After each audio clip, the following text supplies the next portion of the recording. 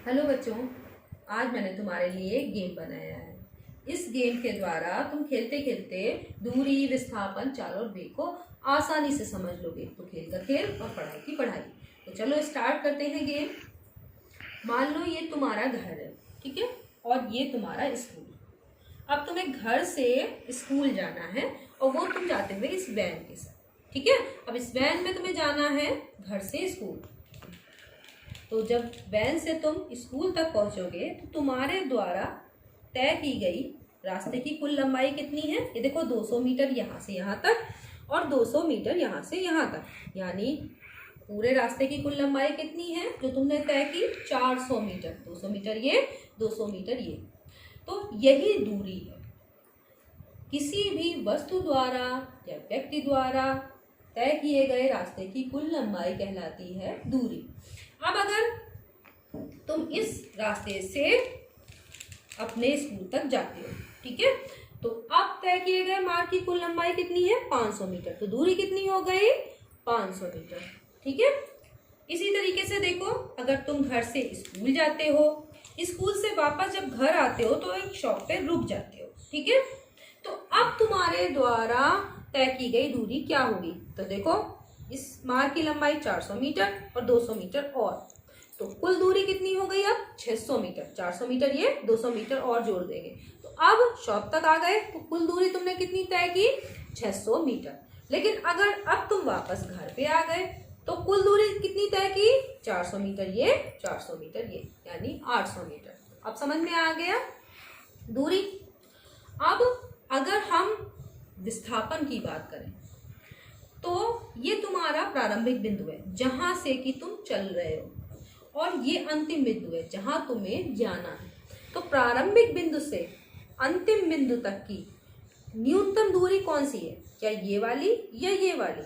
यही वाली तो है। तो प्रारंभिक बिंदु से अंतिम बिंदु तक की रास्ते की न्यूनतम लंबाई कहलाती है विस्थापन, और वो भी किस दिशा में जा रहे हो ये भी देखना है, ठीक है। तो जैसे तुम घर से स्कूल तक गए, ये प्रारंभिक बिंदु से अंतिम बिंदु तक की न्यूनतम लंबाई कितनी हो गई? 400 मीटर, और वो किस दिशा में होगी? ईस्ट में, ठीक है। तो विस्थापन कितना हो गया? 400 मीटर ईस्ट, ठीक है। तो विस्थापन में क्या करते हैं हम? मार्ग की कुल लंबाई के साथ साथ दिशा को भी ध्यान में रखते हैं, ठीक है, कि हमें किस दिशा में जाना है। और दूरी में दिशा की कोई आवश्यकता नहीं होती।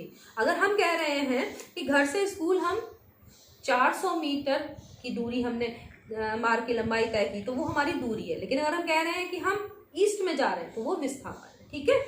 तो अब एक और एग्जाम्पल के द्वारा हम दूरी और विस्थापन को आसानी से समझ सकते हैं। जैसे घर से हम स्कूल तक गए, स्कूल से हम वापस शॉप तक आए थे, तो हमने कितनी दूरी तय की थी? 400 मीटर और प्लस 200 मीटर, यानी 600 मीटर। लेकिन अगर हम विस्थापन की बात करें तो अब पहले प्रारंभिक बिंदु हमारा ये था, अंतिम बिंदु स्कूल था। लेकिन अब विस्थापन में प्रारंभिक बिंदु तो यही है, लेकिन अंतिम बिंदु बदल गया। अब क्या है अंतिम बिंदु? शॉप। तो प्रारंभिक बिंदु और अंतिम बिंदु के बीच की न्यूनतम लंबाई कितनी है? 200 मीटर। तो अब विस्थापन कितना होगा? 200 मीटर। वो भी किस दिशा में? प्रारंभिक बिंदु से अंतिम बिंदु तक का कौन सी दिशा है?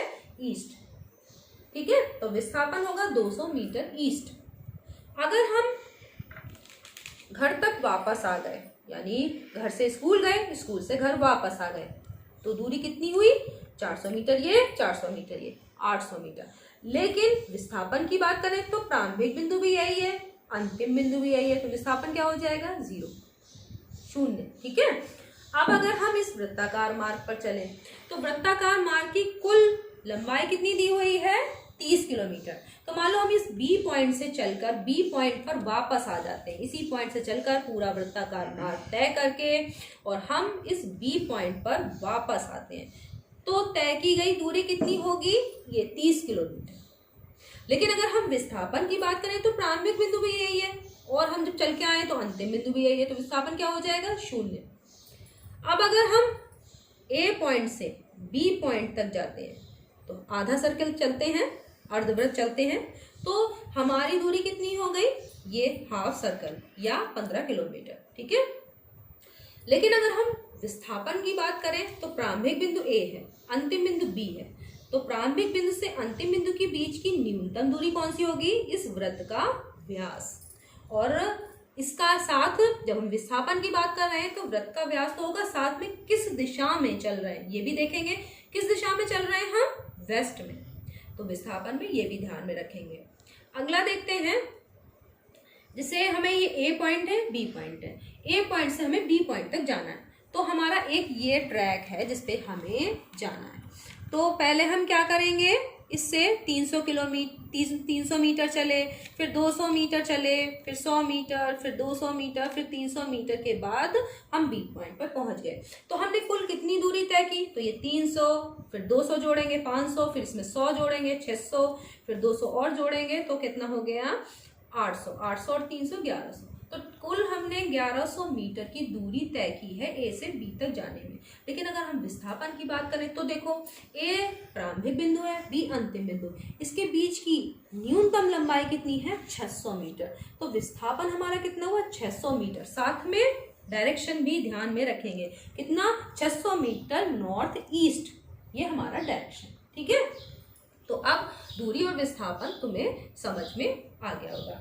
तो अब इससे संबंधित एक सवाल ये बताओ कि अगर तुम्हें वैन वाला ले जाता है तो तुमसे वो किराया दूरी के हिसाब से लेता है या विस्थापन के हिसाब से? दूरी के हिसाब से। क्यों? क्योंकि दूरी तो आने और ले जाने का, तो पहले ले जाएगा स्कूल तक, फिर स्कूल से घर लाएगा, तो दूरी तो 800 मीटर होगी, जबकि विस्थापन तो 0 है। तो अगर विस्थापन 0 है तो किराया भी 0 है, क्योंकि तुम्हारा तो कोई विस्थापन हुआ ही नहीं है, तो किराया 0 हो गया। इसका मतलब क्या है कि तुम्हारा वैन वाला जो है वो तुमसे किराया दूरी के हिसाब से लेता है, विस्थापन के हिसाब से नहीं। अब हम बात करते हैं चाल और वेग की। तो देखो, अगर हम 2 कार लें, ठीक है, ये एक बड़ी कार है और एक ये छोटी कार, ठीक है, तो ये वाली और ये वाली कार एक ही समान पथ पर चल रही है, एक ही बराबर दूरी तय कर रही है। ये वाली कार जो है पिंक वाली, वो ये 400 मीटर की दूरी को 40 सेकंड में पूरा कर लेती है, और ये जो ब्राउन कार है वो इस 400 मीटर की दूरी को 50 सेकंड में पूरा करती है। तो बता सकते हो कि कौन सी ज्यादा तेज चल रही है? पिंक वाली। क्यों? क्योंकि ये एक समान दूरी को कम समय में पूरा कर रही है। ये वाली कार जो है वो 400 मीटर की दूरी को 40 सेकंड में पूरा कर रही है, और ये वाली कार जो है वो 400 मीटर की दूरी को 50 सेकंड में पूरा कर रही है। इसका मतलब है ये कार धीमी चल रही है, ये कार तेज चल रही है। या इसको तुम ये भी कहते हो कि इसकी स्पीड ज्यादा है। तो स्पीड का मतलब क्या हो गया? हमने कितनी दूरी कितने समय में तय की है, ठीक है, ये कहलाती है हमारी स्पीड। ठीक है, तो चाल बराबर क्या हो गया? दूरी और उस दूरी को तय करने में लिया गया समय। ठीक है, तो चाल बराबर दूरी बटे समय। तो अब इसकी अगर हमें चाल निकालनी हो तो इसने 400 मीटर की दूरी 40 सेकंड में पूरी की, तो 400 बटे 40 कितना हो गया? 10 मीटर पर सेकंड। यानी इसने 10 मीटर पर सेकंड की स्पीड से ये चली। और ये वाली 50 सेकंड में पूरी की थी 400 मीटर की दूरी, तो ये कितने में चलेगी? इसने तय की गई दूरी कितनी हो जाएगी? 400 बटे 50 सेकंड। तो क्या हो गया? 8 मीटर पर सेकंड। ठीक है, तो इसकी ये 10 मीटर पर सेकंड चल रही है, ये 8 मीटर पर सेकंड चल रही है, तो इसकी स्पीड या चाल ज्यादा है। लेकिन जब हम चाल की बात करते हैं तो एक बात ध्यान रखो कि हम एवरेज स्पीड की बात करते हैं, औसत चाल की बात करते हैं। क्योंकि अगर तुम सोच लो कि मैंने इसकी चाल निकाली 10 मीटर पर सेकंड, तो क्या ये शुरू से ही 10 मीटर पर सेकंड की चाल से चल रही हो? हर समय लगातार जब तक यहाँ तक ये पहुंची है, इसने लगातार अपनी 10 मीटर पर सेकंड की चाल को मेंटेन रखा है? नहीं, ऐसा नहीं। क्योंकि जब कोई भी वस्तु जब चलती है तो उसकी स्पीड 0 होती है, और उसके बाद धीरे धीरे उसकी स्पीड बढ़ती है। हो सकता है कि ये कार बहुत तेजी से पहले चली हो, फिर रुक गई हो किसी जाम में या किसी में, फिर उसके बाद चली हो, उसने अपनी दूरी तय की हो।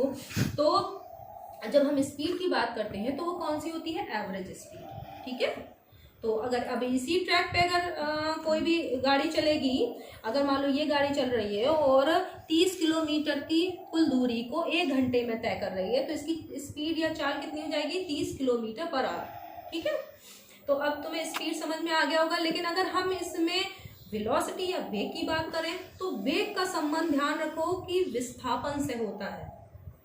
तो अब बता सकते हो कि अगर इसकी स्पीड अगर एक पूरा चक्कर लगाएगी इस पॉइंट से इसी पॉइंट तक वापस आने में, यानी पूरा एक चक्कर लगाएगी, तो इसकी स्पीड क्या होगी? 30 किलोमीटर पर आवर। लेकिन अगर वेलोसिटी यानी वेग की बात करें, चूंकि वो विस्थापन से संबंधित, तो विस्थापन हुआ ही नहीं है, तो इसका वेलोसिटी क्या होगी? 0। ठीक है, और अगर हम इस कार की बात करें और यहाँ इस ट्रैक पे वेलोसिटी को देखें, तो ये कार 400 मीटर 40 सेकंड में पूरा करती है। तो इसकी वेलोसिटी भी, विस्थापन कितना हुआ? 400 मीटर, क्योंकि ये न्यूनतम दूरी है प्रारंभिक बिंदु से अंतिम बिंदु के बीच की। तो विस्थापन हुआ हमारा 400 और टाइम लगा हमें 40 सेकंड, तो 10 मीटर पर सेकंड। लेकिन 10 मीटर पर सेकंड के साथ चूंकि ये विस्थापन से संबंधित है, तो वेग भी एक सदिश राशि है। हमें इसमें दिशा को नहीं भूलना है। तो किस दिशा में? वेलोसिटी कितनी हुई? 10 मीटर पर सेकंड, यानी वेग हुआ 10 मीटर पर सेकंड ईस्ट में।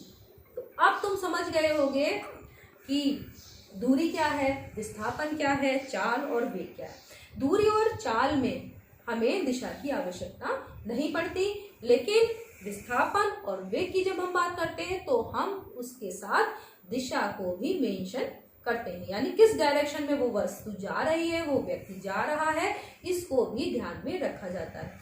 दूरी हमेशा जो है वो विस्थापन से बराबर हो सकती है या ज्यादा हो सकती है, उससे कम नहीं हो सकती है, ध्यान में रखना। आई होप तुम लोगों को दूरी, विस्थापन, चाल और वेग समझ में आ गया होगा। धन्यवाद।